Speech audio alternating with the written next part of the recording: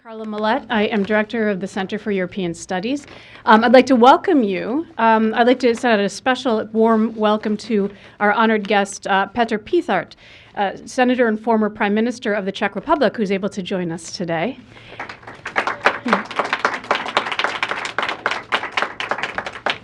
I'd like to welcome you all warmly to the final CES event of this semester, Jewish Music in the Time of the Holocaust. This event was planned in collaboration with the Center for Russian, East European, and Eurasian Studies and the Frankel Center for Judaic Studies, and in recognition of the National Days of Remembrance, and finally as an accompaniment to the performance tonight at the University Musical Society by the Pavel Haas Quartet.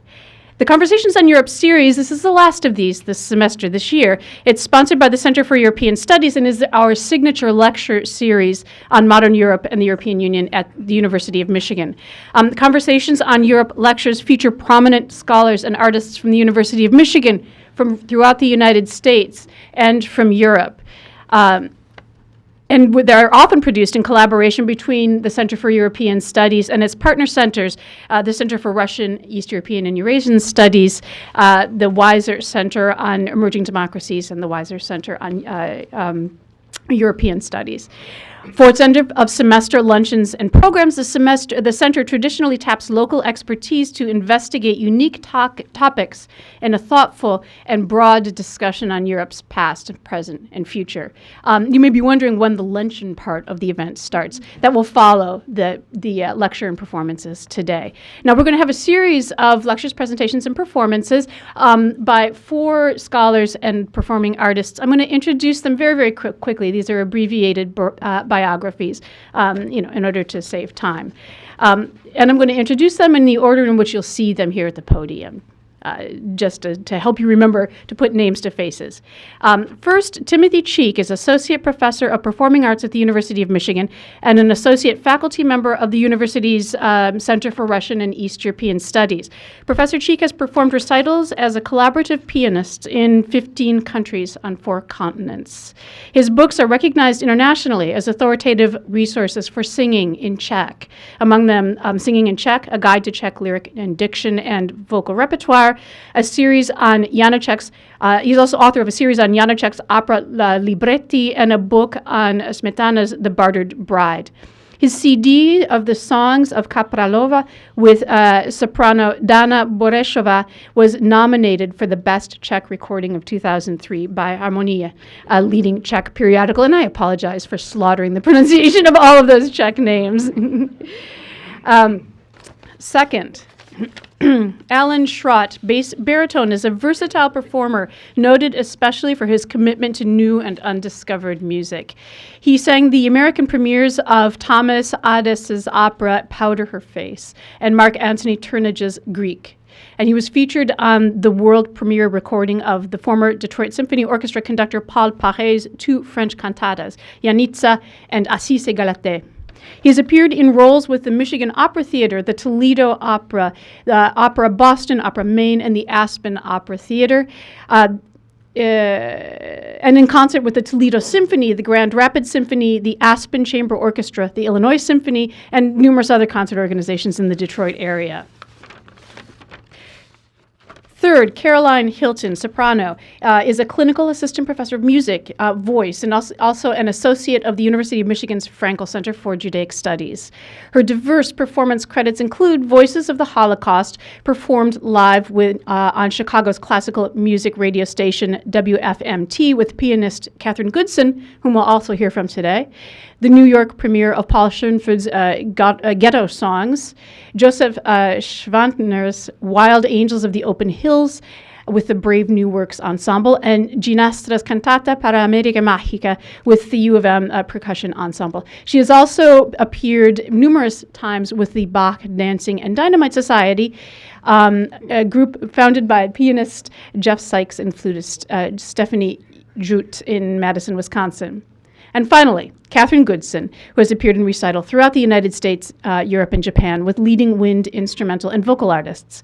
At the University of Michigan School of Music, she served as a collaborative pianist coach and as musical director for Robert Sweetberg's opera studio. She has collaborated with Caroline Helton on Voices of the Holocaust and has taught classes at Stanford, at the Conservatoire de Genève, and at the Musashino Music School in Tokyo. She has also taught American art song at the Karlsruhe Music School in Germany and has worked as an artistic director in Stuttgart for the International Hugo Wolf Academy, in Ann Arbor for 2 Charles Ives festivals with the Phoenix Ensemble, and currently for Concerts for a Cause at the Northside Community Church. Please join me in welcoming our ensemble today.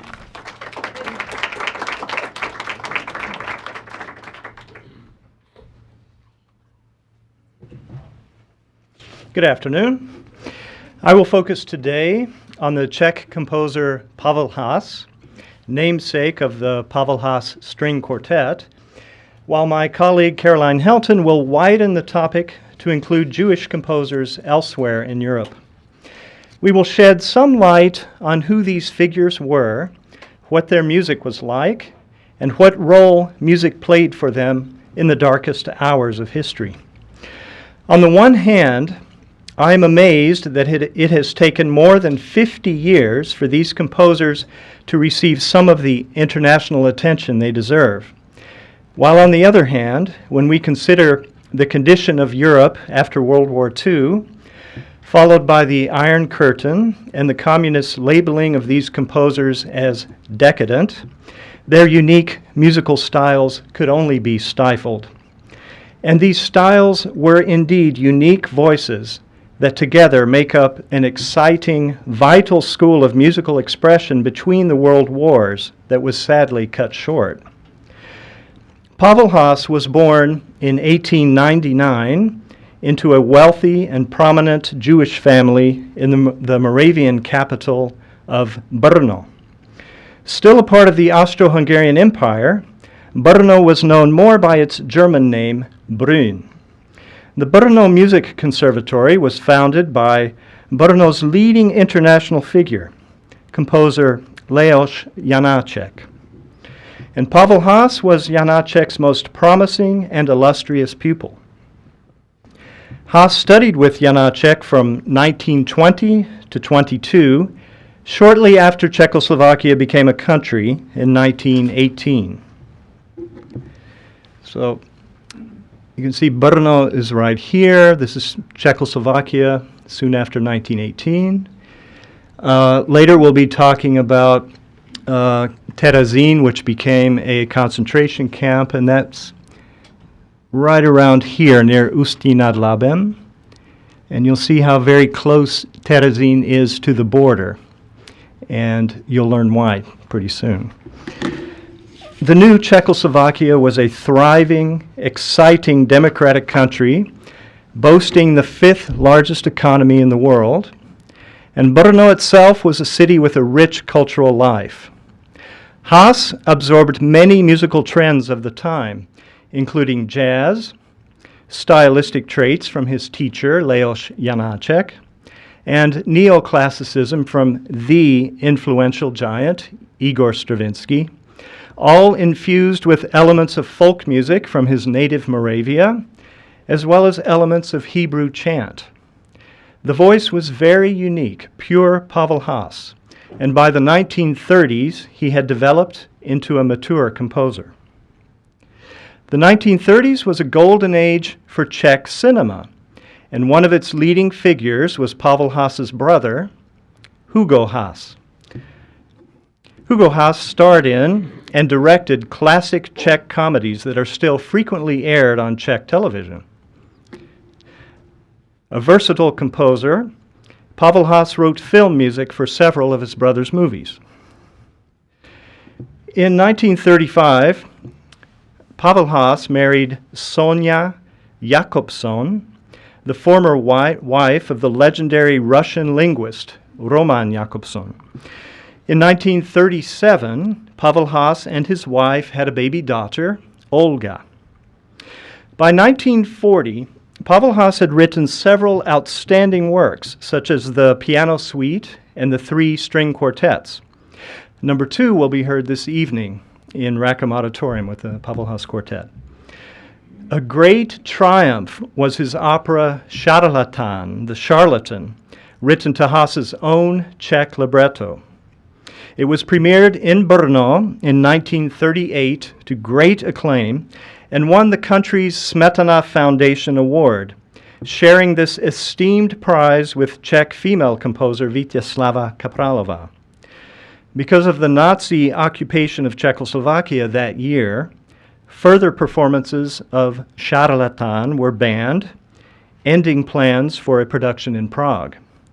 It was not heard again until 1997 in a concert version in Prague that I was very privileged to attend.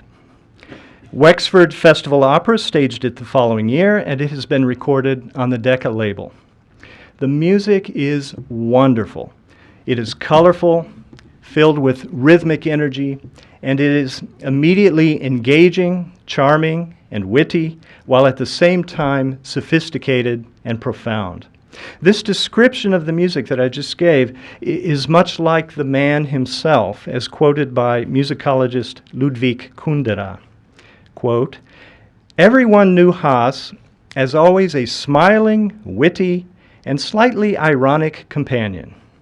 But at the same time, his frail figure and pale face added to his humorous words a hint of sadness, as if he had a foreboding of the tragedy of his destiny and of the bitter end of his life." Soon, Haas's activities in Brno were completely restricted. In secret, he wrote his Suite for Oboe and Piano, a powerful and defiant work that is obviously indicative of his troubling situation. This was followed by the charming and beautiful set of 7 songs in folk style, which show no hint of adversity.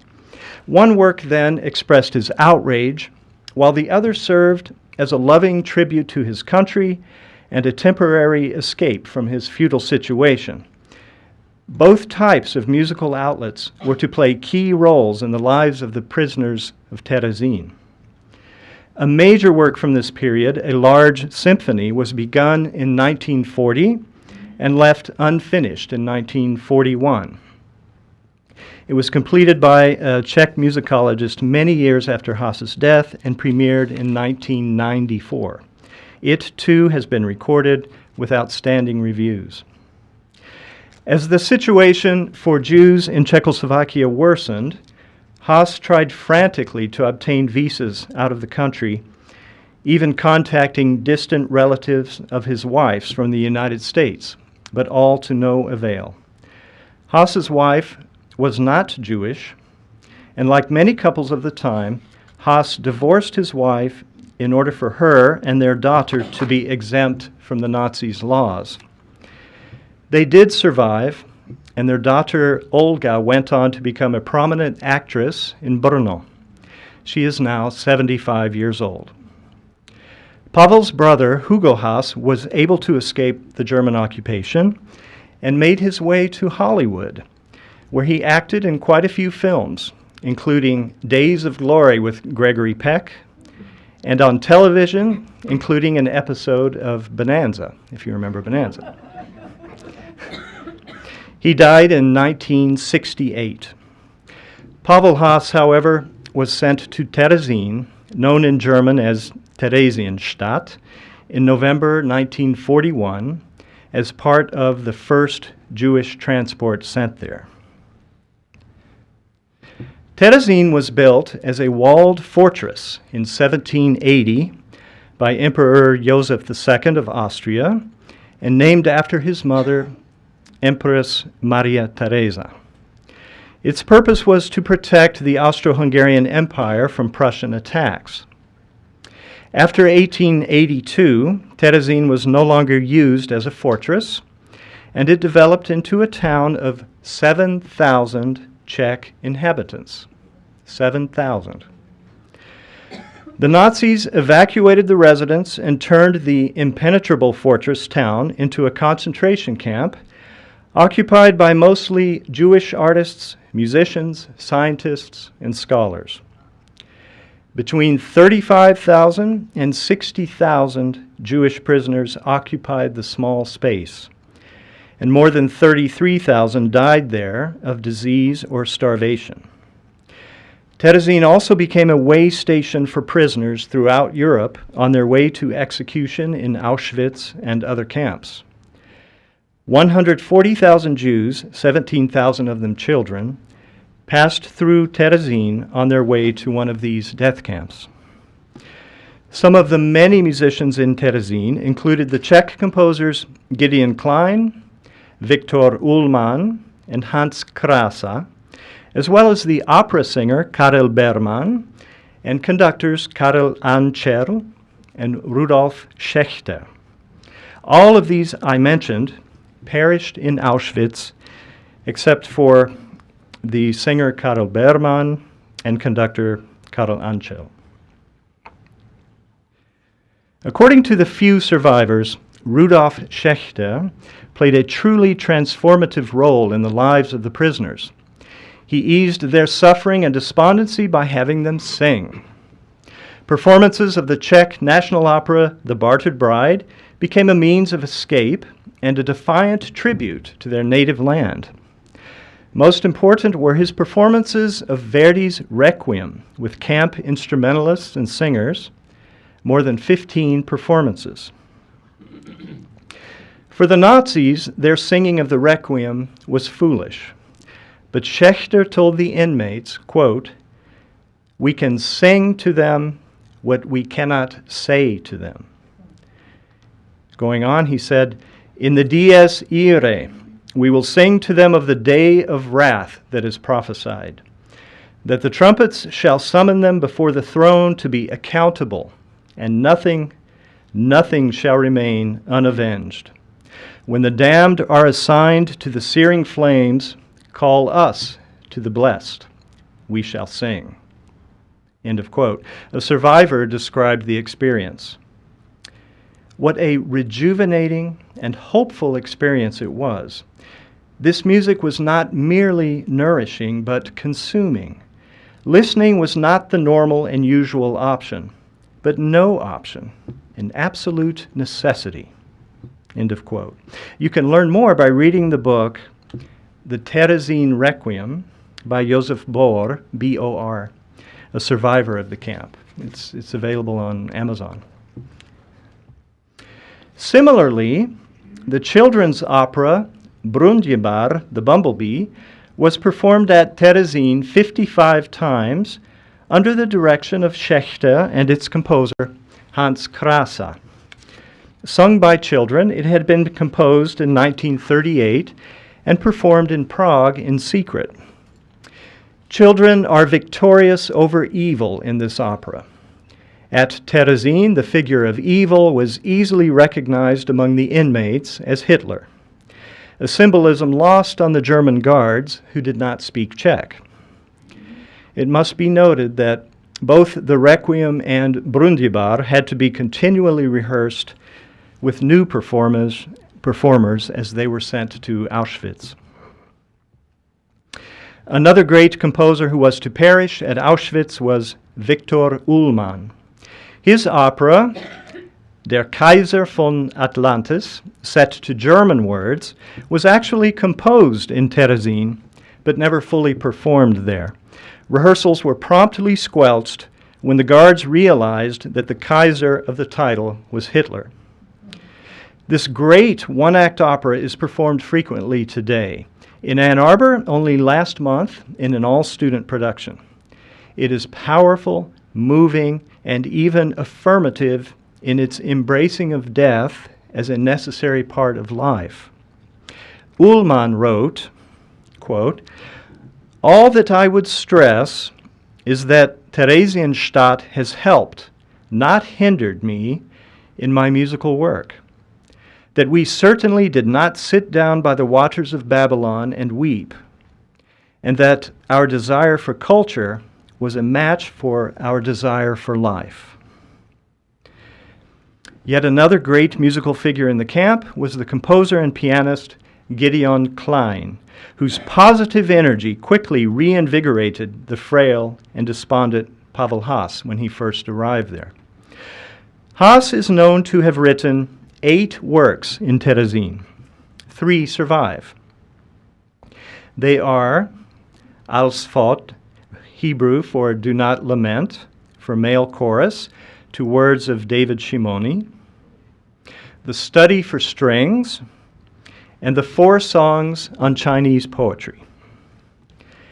A performance of the Study for Strings at Terezín, conducted by Karel Ančel, can be heard and seen on YouTube in a Nazi propaganda film made in 1944. This is a clip from the film. That's Pavel Haas taking a bow, and Karel Ančel up on the podium. This propaganda film had its origins in a trip by the Red Cross demanded by the Danish government. For this trip, the Nazis had quickly deported the most elderly and sick prisoners, spruced up the camp, and created storefronts, playgrounds, and a seemingly thriving community. Since the Red Cross tour was successful, they hatched the idea of creating a film they could distribute to dispel any rumors from the outside world. As soon as the film was finished, deportations began again at an increased level. Karel Ančel survived Auschwitz, becoming a legendary conductor whose work can be heard on many recordings. He credited Haas for saving his life. When arriving in Auschwitz, prisoners were sorted into 2 lines, 1 line for those to be executed and 1 line for workers. Haas and Ančel came up together, and at first Ančel was put in the line to be killed, while Haas was chosen to be a worker. When Haas began coughing, they were switched. Ančel always thought Haas had coughed on purpose. Karel Ančel later returned to Terezín and found the orchestral parts for the Study for Strings, programming them throughout his career. Pavel Haas wrote the 4 songs on Chinese poetry for a fellow inmate who requested them, the 25-year-old bass, Karel Berman, and they were performed by Berman and Rudolf Schechter in the camp 4 months before being sent to Auschwitz. Berman survived Auschwitz, Dachau, and the Death March, becoming an esteemed opera singer, opera director, and professor of voice in Prague. He died in 1995. The 4 songs are set to Czech translations of Chinese poetry that deal with love and mostly a longing to return home. The songs are unified by a motive of 4 notes that come from a 12th century Czech chorale, the Wenceslas or Václav chorale, shown here. Good King Wenceslas reigned in the 10th century in Prague, and after being murdered by order of his ambitious brother Boleslav, he was proclaimed a saint. For centuries up to the present, Saint Václav has served as the symbol of Czech statehood. The chorale has been quoted by quite a few Czech composers in their works, including other works of Pavel Haas. The 4 notes come from the word Václave. You can see here. Those 4 notes there. We hear this in the piano at the very beginning of the first song.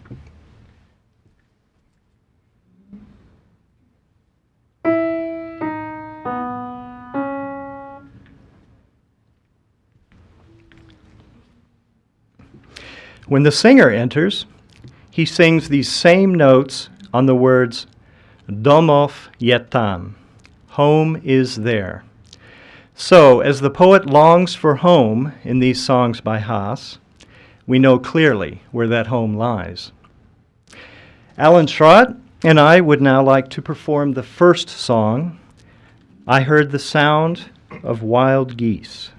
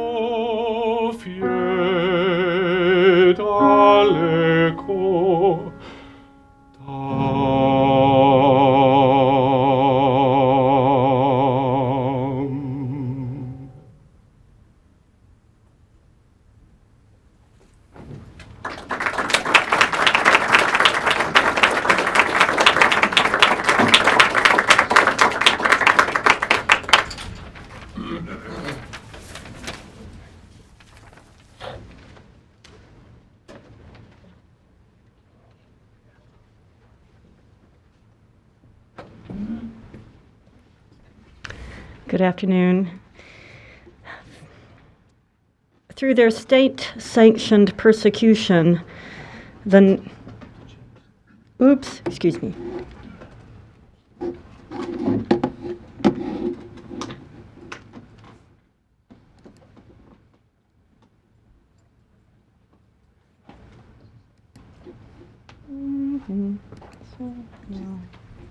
Excuse me, sorry.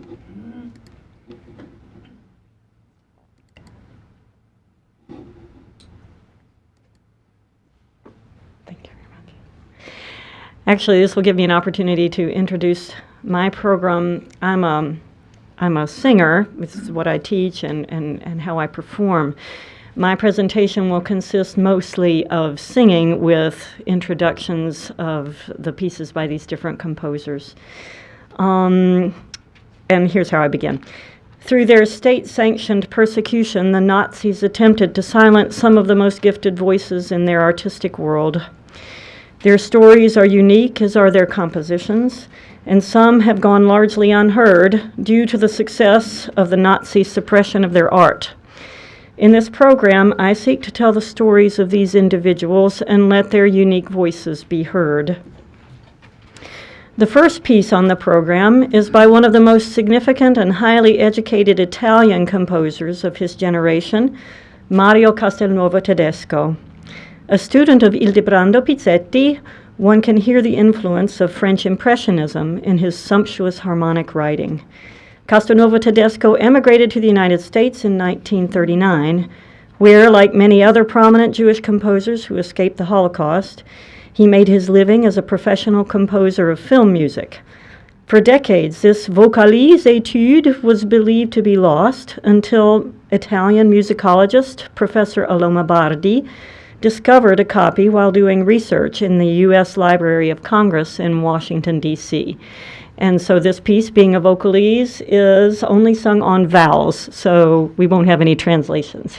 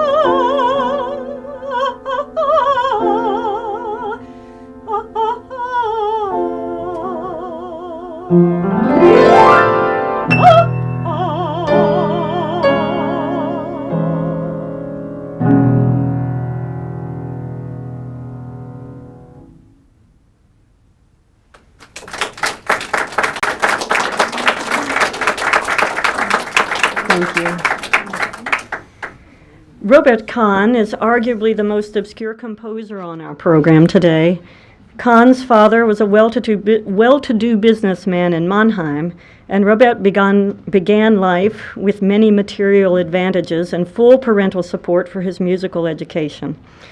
As a young man, he was able to meet and impress Johannes Brahms, and the two composers spent a few years in close contact toward the end of Brahms's life.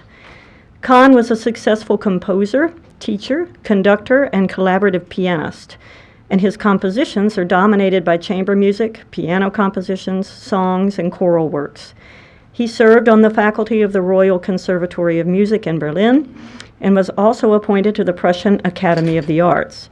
In 1934, despite his well-respected position and success as composer and performer, Kahn was forced by the Nazis to resign his post and forbidden to perform in public or to publish his compositions. At that point, he went into what he called an internal exile to his home outside of Berlin. In early 1939, however, at the age of 73, he and his wife made the decision to emigrate to England, where he continued to compose prolifically until his death in 1951. Kathryn and I will be performing an early song by Kahn, Der Gärtner, in which the composer displays his conservative yet expressive style.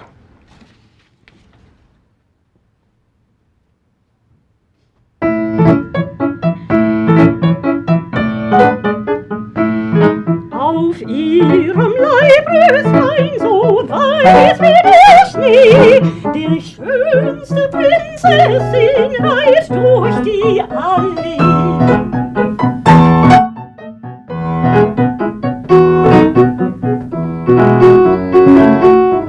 Der Weg, die Nasröslein hinein, sie so hold, der Sand, den ich streute, er blinkert wie Gold.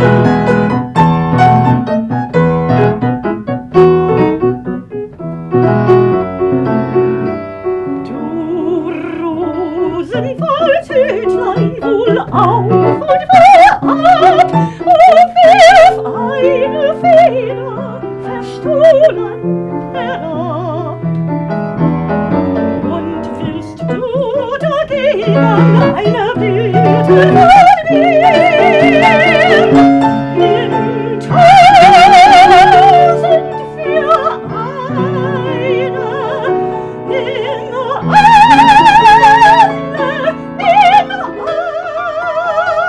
nimm alle dafür.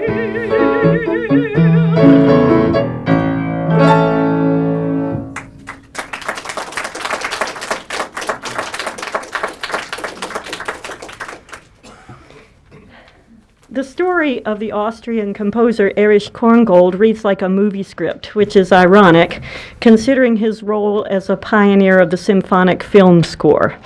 He was a true child prodigy, producing his first opera in Vienna at the age of 12. As 1938 approached, the situation in Europe was deteriorating, and there was an atmosphere of mounting apprehension concerning the future of Austria, especially among Jews.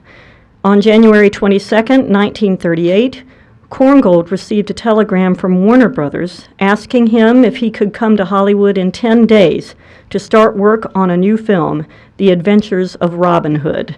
And in fact, here, Korngold on the right is conducting Basil Rathbone, who was in that movie. Basil Rathbone was one of the main actors for Warner Brothers at the time. Interpreting this invitation as an omen, he accepted the offer, and the Korngolds left Austria on January 25th. They arrived in Hollywood on February 7th, and Hitler's army marched into Austria on March 13th. The rest of Korngold's family was lucky enough to leave Austria on the last unrestricted train out of Vienna and to cross into Switzerland on the last day this was allowed, eventually joining Korngold in Hollywood, but leaving all their worldly possessions behind. Unvergänglichkeit was composed in 1934, but not premiered until 1937. As it so happens, the concert featuring this song was Korngold's last premiere in Vienna before the war. Korngold's music immediately conjures the sound world equivalent of Gustav Klimt, with its shimmering harmonies and sensual melodies.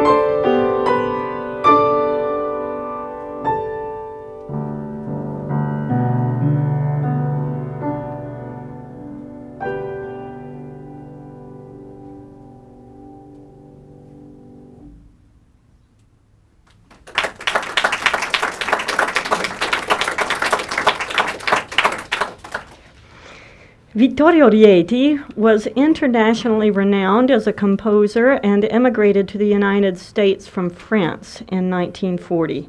He traveled widely, spending as much time in Paris as he did in Rome in the years before the war, where he befriended Stravinsky and the members of Les Six, whose influence can be heard in the following song, in which he chose to set poetry by French poet and painter Max Jacob. Jacob was friends with many of the prominent artists and writers living in Paris in the early 20th century, such as Picasso, Braque, and Guillaume Apollinaire. Because Jacob was Jewish, he spent much of the war in hiding, but was arrested by the Gestapo in 1944. During his imprisonment, before he was to be transported to a concentration camp in Germany, Jacob died of bronchial pneumonia in the French internment camp of Drancy. In La Crise, you can hear Rieti's sense of humor, much in the style of Poulenc, as he sets Jacob's absurd surrealist text.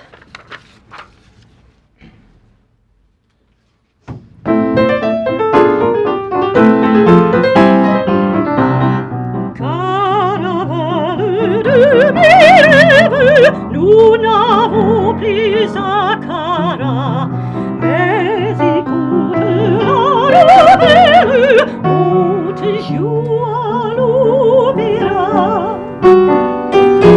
À notre courroux, il se peine aux têtes, s'il veut nous rendre fous, il faut qu'il soit bien bête.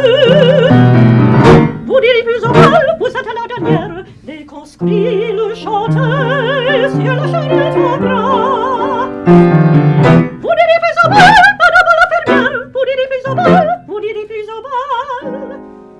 Si ce n'est le lundi, vous n'irez plus au bal, vous irez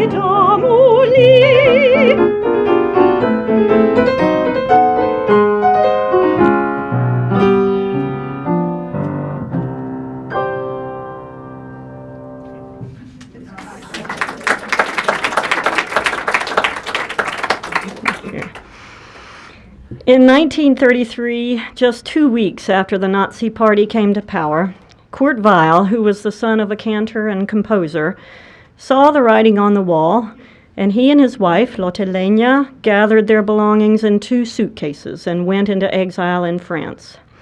Once there, Weill met and collaborated with French composers and playwrights, including Darius Milhaud, a Jewish composer who emigrated to the U.S. in 1939.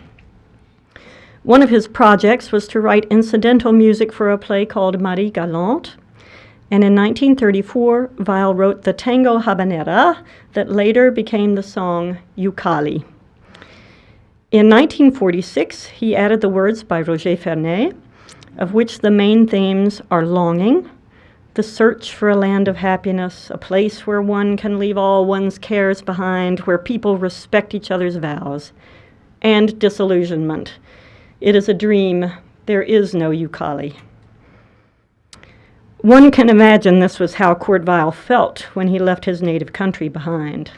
I also find it telling that he chose a French text for this song, as if leaving his native language behind as well.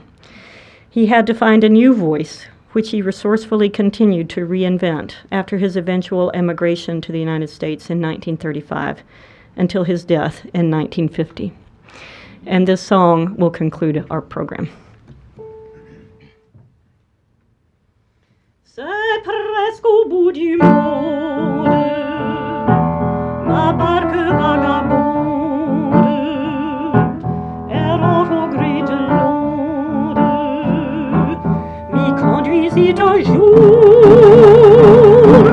Il est toute petite, mais la fille qui l'habite, gentiment nous invite à en faire le tour. Ucali, c'est le pays de nos désirs. Ucali, c'est le bonheur, c'est le plaisir. Ucali, c'est là où l'on quitte tous les soucis.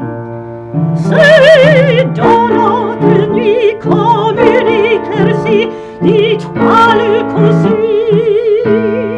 C'est Ucali, Ucali, c'est le respect de tous les vœux échangés.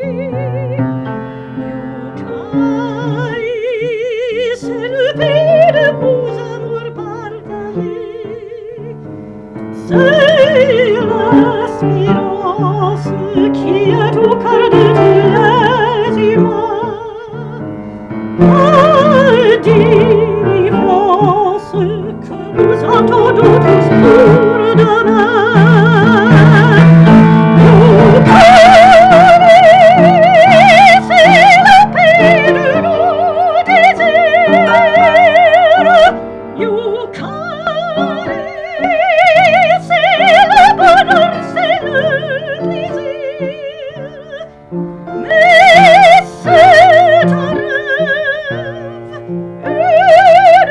une folie.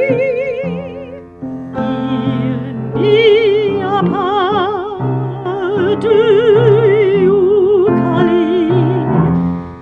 Mais c'est un rêve, une folie. Il n'y a pas de Ucali. Et la vie nous emmène, la sorte quotidienne. Mais la pauvre amienne, cherchant partout l'oubli, à pour quitter la terre, su trouver le mystère où nos rêves se tairent en quelques Ucali. Ucali, c'est le pays de nos désirs.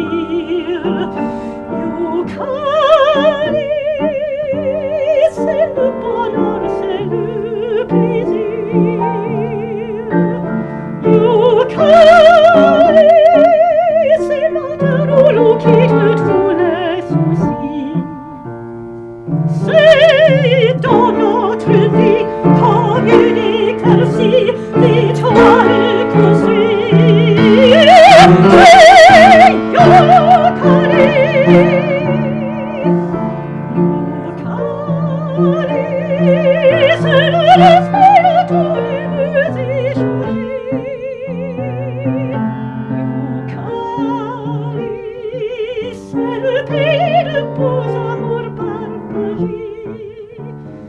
C'est l'espérance qui est au cœur de tous les humains.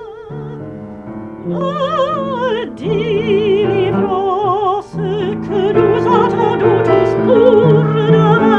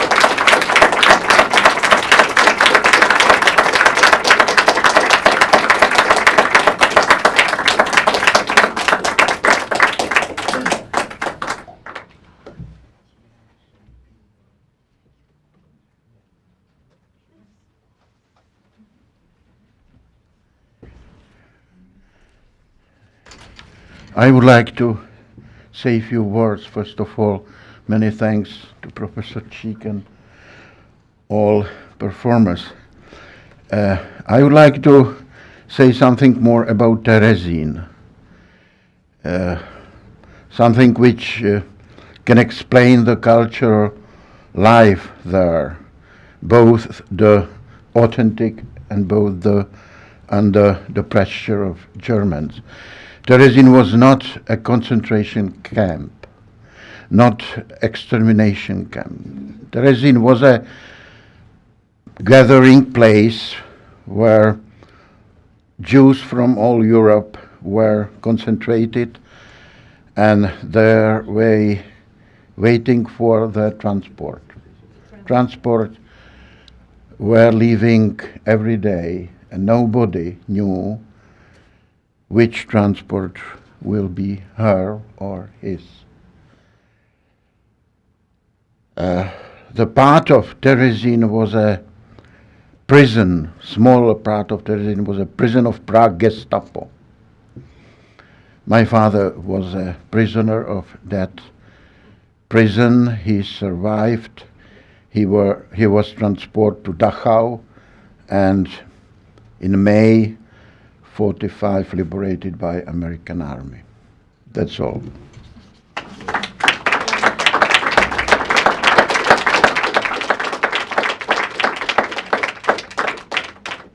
Thank you so much for that performance. Do the performer, would you like to take questions? Are you prepared to take questions, or should we? Okay, sure. We can open the floor for, say, about 10 minutes of questions before we break for lunch. Does anybody have a question for any of the presenters or performers? Yes, I'd like to know.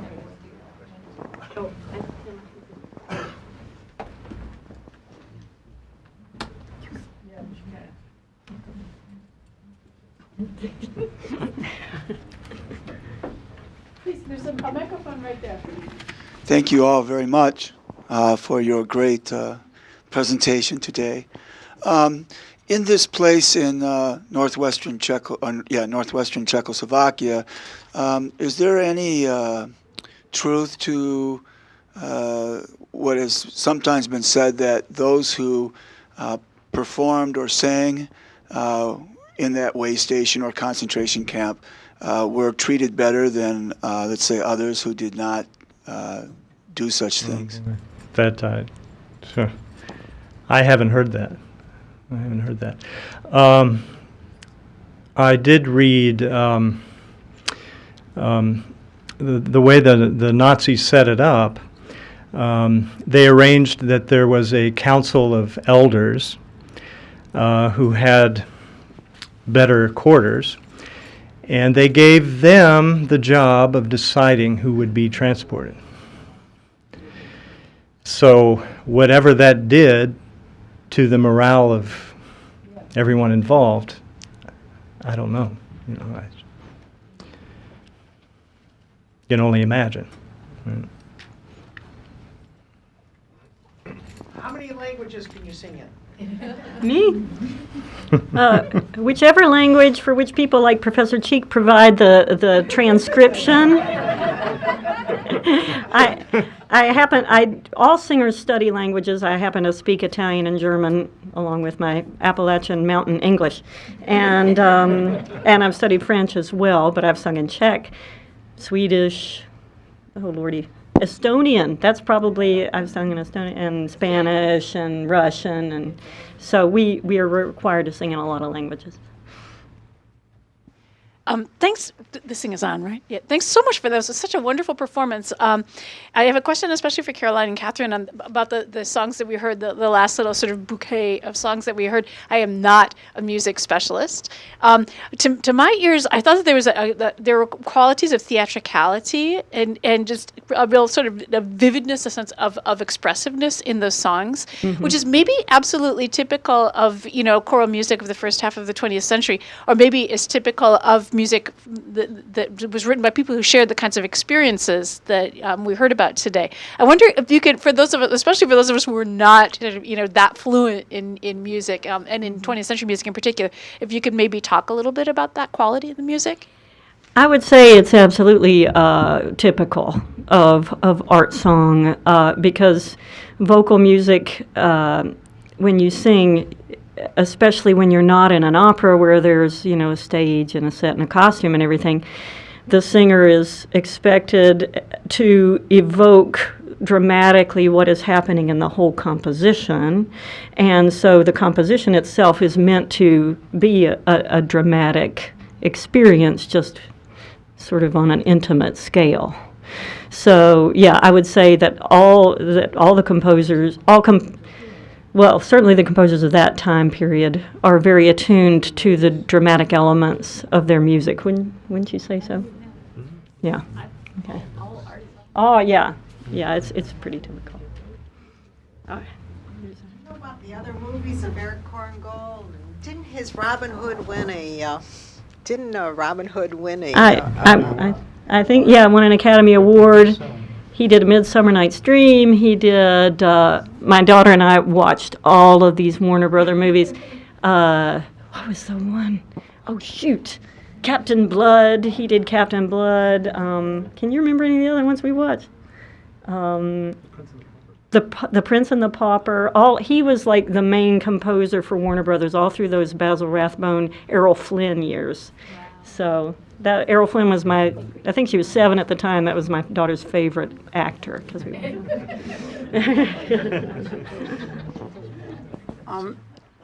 You mentioned, or Mr. Cheek, Professor Cheek mentioned in the very beginning that Pavel Haas incorporated Hebrew chants into his music, and Kurt Weill was the son of a cantor. And I wondered if you could say more about the incorporation of Jewish religious music into these works during this period. Wow. I can't go into details exactly.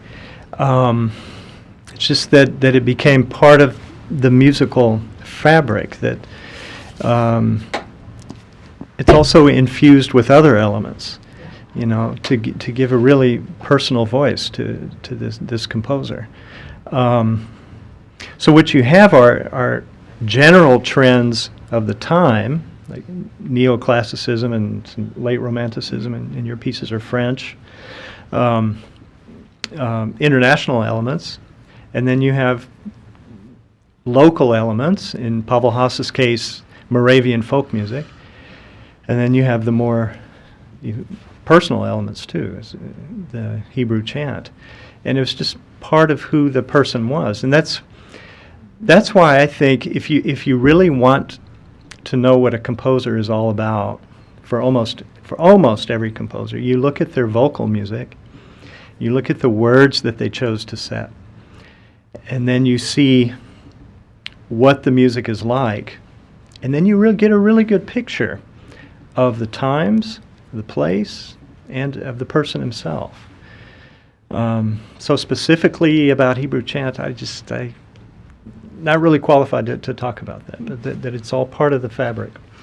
I've got a little more information about that because I also have a lot of different composers to draw from here. But normally, or rather, Jewish composers were so assimilated into the fabric of the art music of the time that, like Professor Cheek said, there are lots of different elements that go into their music, and so I find that they rarely drew on actual liturgical chant in their pieces.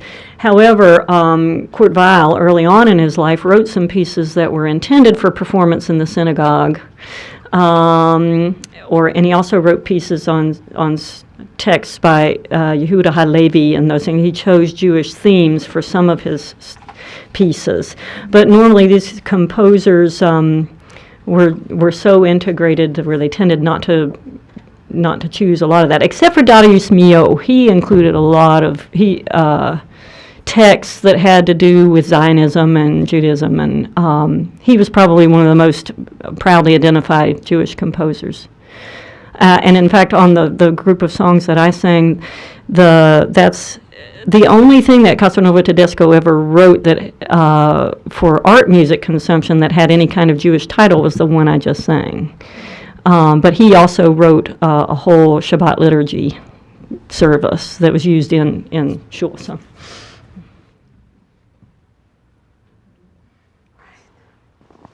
I don't know where the microphone is. You know, we're more familiar with the works of those artists who were fortunate enough to escape Europe at that time. But I'm wondering, has there been any concerted effort to find the works of those artists who died in Terezín or the other camps? You mentioned some works that have been found only fairly recently. Can you speak to that? For Terezín, there has been a lot going on with that, and quite a few recordings of Terezín composers, which is wonderful. I just wish it hadn't taken so long. Other composers, it's starting to happen now. There are a couple of other Czech composers, I can't remember their names, who were in other camps, who perished, and we are starting to look at their music too now.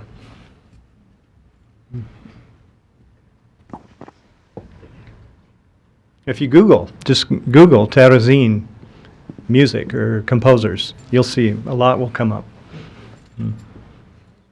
Thanks so much for these wonderful performances. And I had a question for the performers, actually, about the act of performing itself. And I noticed there is a record called The Voices of the Holocaust, which is such a striking image, and it seems like it might be a different sort of musical experience for you. And so I was wondering if you could speak to what it's like to perform voices from the Holocaust, to perform music from this time, as opposed to other sorts of performances that you do.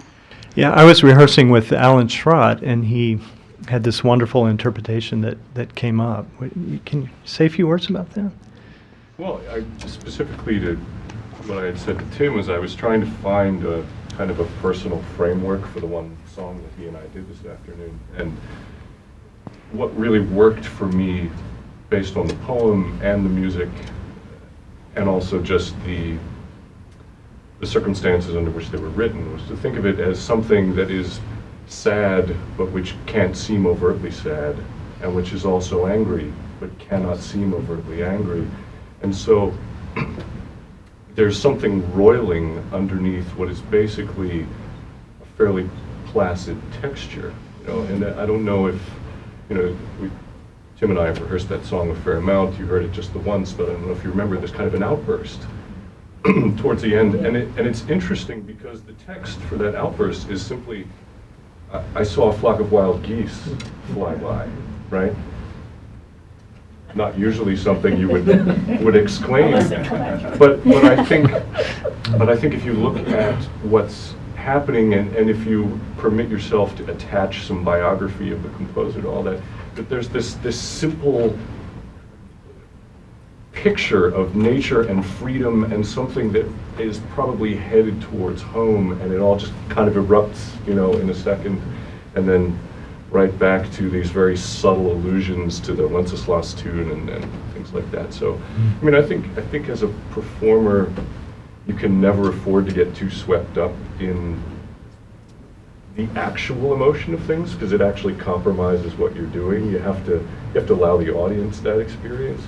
But I think in the hours when you're working on it, those are the details and the things and the experiences and the personal emotions that give you the angle into a song so that you can present it clearly for other people.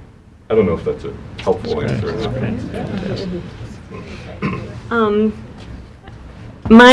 I feel like the main difference that, you know, besides being really connected to the importance that I feel for this work, because it's such gorgeous, great music.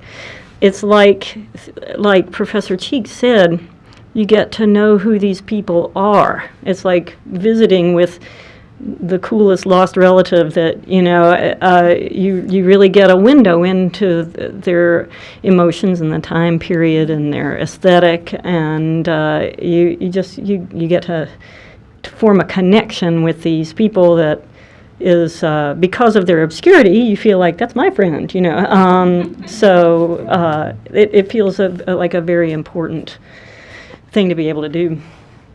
I just wanted to add one thing.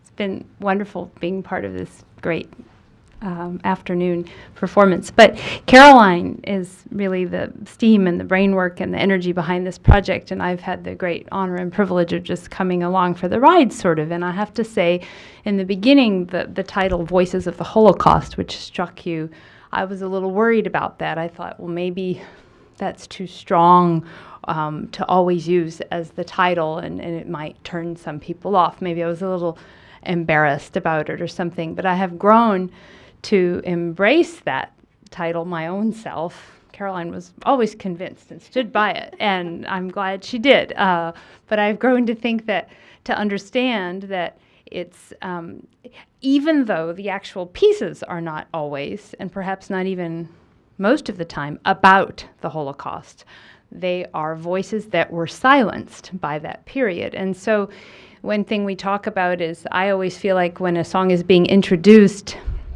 I think it was the Kahn song. It's about this little gardener, and it's really happy. And she finished, on Sunday when she was going through the notes, she finished by saying, and then he died in the concentration camp. And it just felt odd to start this happy song. So I was to keep both in mind the tragic and darker elements of the life, but then also remember what they were actually looking for in this particular song, and trying to honor both of those. And basically, it's just all full of emotion, all sorts, which makes it that much richer.